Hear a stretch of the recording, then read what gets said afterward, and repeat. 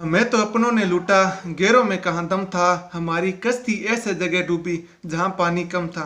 दोस्तों, आज आज के माहौल के अंदर जब कोरोना के सामने पूरे भारत अपनी पूरी ताकत से जुटा हुआ है, तो ये लाइनें बिल्कुल सटीक बैठती है। क्योंकि एक तरफ जहाँ पे पूरी जनता, पूरा भारत कंधे से कंधा मिलाकर खड़ा है, उस वक्त कुछ ऐसी घटनाएं होती है, कुछ ऐसी जैसे बांद्रा, मुंबई, दिल्ली आनंद विहार या तबलीगी जमात की ऐसी कुछ घटनाएं होती है जो पूरे भारतवर्ष की मेहनत पर पानी फेरने का कार्य करती है।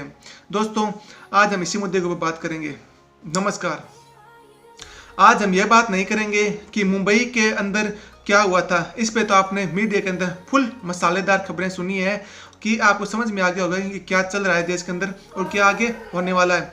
एक तरफ जहाँ पर वो बताए जा रहे हैं कि वो लोग मजदूर थे जो स्टेशन के ऊपर आए थे, जिनके पास किसी प्रकार का कोई लगेज नहीं था और जो बांद्रा स्टेशन पर आए थे, जबकि यूपी बिहार के लिए गाड़ियाँ दादर स्टेशन से जाती है, बांद्रा से उनको कोई लिंक नहीं था, फिर भी वो वहाँ पे आए। हम इस मुद्दे पर बिल्कुल बात नहीं करेंगे। हम यह भी बात नहीं करेंगे कि वो लोग सुबह जब प्रधानमंत्री ने देश के नाम संबोधन दे दिया, उससे पहले 11 मार्च को उद्धव ठाकरे ने कह दिया था कि लॉकडाउन आगे बढ़ेगा। उसके बाद में भी जनता आए जा रही थी, यानी 3 बजे तक माहौल ठीक था।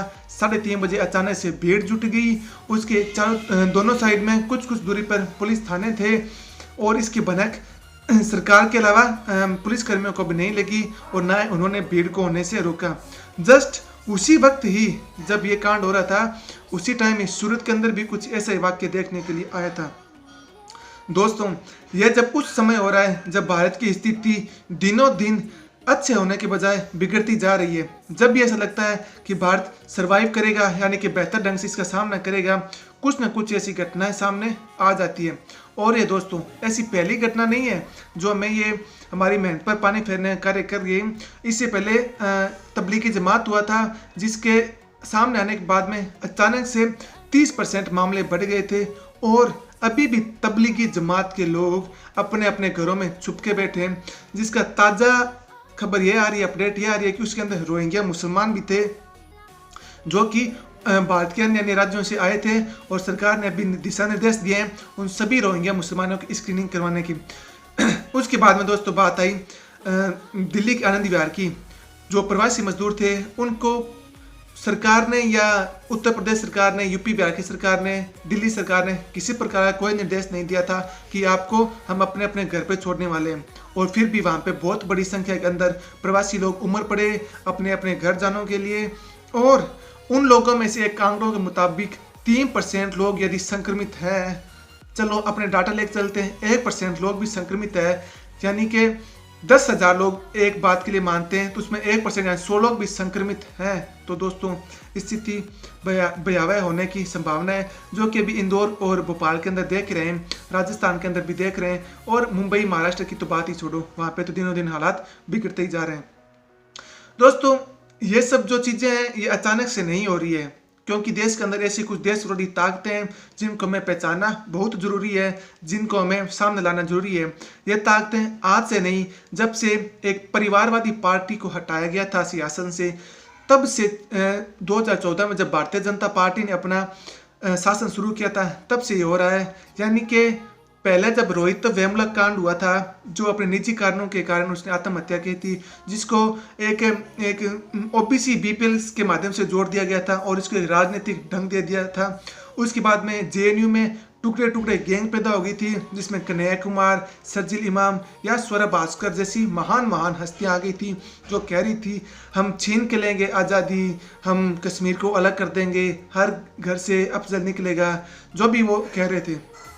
जिसके ऊपर दिल्ली सरकार ने अभी तक, मतलब सरकार चुनाव आने से 2 महीने पहले, दिल्ली चुनाव से 2 महीने पहले ही जो चार्जशीट थी वो केंद्र को सौंपी थी। तो दोस्तों, सब तथ्य ऊपर के ये आ रहे हैं कि अभी एक और चीज़ बीच के अंदर कि इंदौर के अंदर जब मेडिकल कर्मी वहाँ पे उनका जो कोरोना पॉजिटिव मरीज थे उनका सैंपलिंग करने के लिए गई थी, तो उनके ऊपर पथराव हुए थे।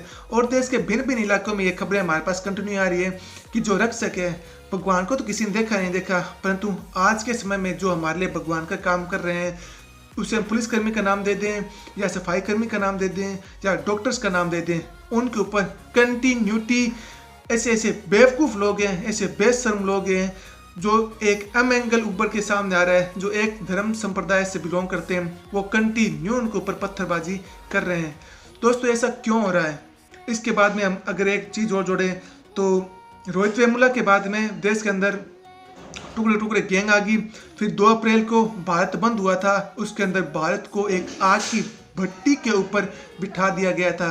उसके बाद में अभी जब ट्रंप सरकार आई थी, यानी कि राष्ट्रपति ट्रंप आए थे, उस वक्त भी दिल्ली में एक सुनियोजित ढंग से दंगे हुए थे, जो आप लोगों में यानी कि फ्री फोकट में जिसको लोगों को फ्री में मिलता है, उन्होंने दिल्ली सरकार को वोट दिया और दिल्ली सरकार ने भूमिका तो सामने आ ही जाएगी देर से बेर में, क्योंकि जो एमएलए था उसके घर से ये पेट्रोल बम वगैरह फेंके गए थे।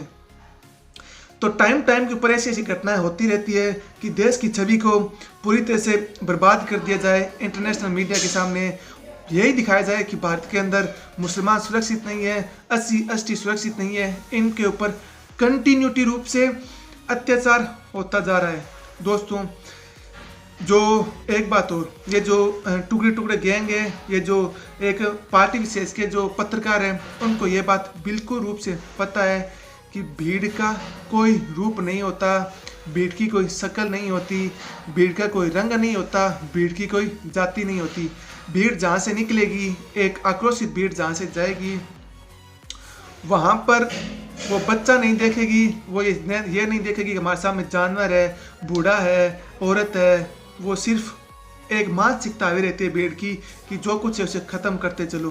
तो ये टुकड़े टुकड़े गैंग है, ये उसी भीड़ के रूप में आपके हमारे सामने आ रहा है, तो हम इसे इग्नोर नहीं कर सकते। अभी तक 3 घटनाएं हो चुकी है, बहुत बड़े लेवल पर हो चुकी है, और उसका कितना बड़ा नुकसान भारत को उठाना पड़ेगा ये जल्द ही सामने आ जाएगा। इसके अलावा दोस्तों कि जो कन्हैया कुमार था, जो अपने हैदराबाद का ओवैसी है, जो स्वरा भास्कर है, स्वरा भास्कर जो कहती है हम कागज़ नहीं दिखाएंगे और फिल्मों में काम करेंगे और पूरे दावे के साथ काम करेंगे जबकि आइडेंटिटी नहीं बताएंगे, वो लोग अभी पता नहीं कहाँ उनको सांप सूंघ गया है, वो लोग दिखाई नहीं दे रहे हैं, पता नहीं किस बिल के अंदर जाके छुपे हैं। तो वो इस भीड़ के माध्यम से ही सामने आ रहे हैं और अपनी राजनीतिक रोटियों को सेकते जा रहे हैं, क्योंकि अचानक तो ऐसा कुछ होता नहीं है कि भीड़ इकट्ठी हो जाए या एक अफवाह मात्र से लोग बिना अपना लेगेज लिए सामने आते जाएं और कोरोना को फैलाने का काम करें। यदि दोस्तों उस भीड़ के अंदर कोई 10 लोग पॉजिटिव हुए और अगर वो कोई रेल के डब्बे के अंदर सफ़र करते हैं तो पूरे रेल के डब्बे के लिए हानिकारक है। उसके अलावा वो अपने गांव जाएंगे तो जिस बस में सफ़र करेंगे या जिस टैक्सी में सफ़र करने वाले हैं उसके अंदर भी वो संक्रमण फैलाएंगे। उसके बाद वो अपने गांव पहुंचेंगे, कस्बे पहुंचेंगे, जहां पे अपनी फैमिली को भी गिफ्ट के तौर पर वो संक्रमण ला कर देंगे। भारत सरकार ने यह अभी तक अच्छा निर्णय था कि जो जहाँ है वहीं रुके और सभी सरकारों ने इसमें सहयोग भी दिया है, परंतु फिर भी ऐसी घटनाएं होती जा रही है जो कि एक चिंताजनक विषय है आपके लिए और हमारे लिए, पूरे देश की जनता के लिए, जो कि कंटिन्यू इसके ऊपर पानी फेरते जा रहे हैं। दोस्तों बताने को तो बातें बहुत है, लेकिन फिर भी वीडियो लंबा हो जाएगा, अभी भी लंबा हो चुका है। मैं अपनी वाणी को यहीं पे विराम दूंगा। अगर दोस्तों आपको ये जानकारी अच्छी लगे तो इसे आगे जरूर पहुंचाएं और लाइक करें। नमस्कार दोस्तों, जय हिंद, जय भारत।